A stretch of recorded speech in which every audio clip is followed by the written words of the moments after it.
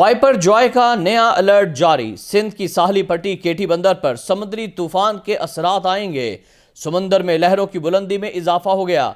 समुद्री तूफान के कराची पर 2 से 3 रोज तक असरात रहेंगे।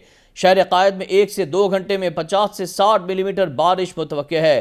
तूफान के गिर्द 120 से 140 किलोमीटर फी घंटा की रफ्तार से हवाएं चल रही हैं। 160 किलोमीटर फी घंटा की रफ्तार से झक्कड़ चल रहे हैं।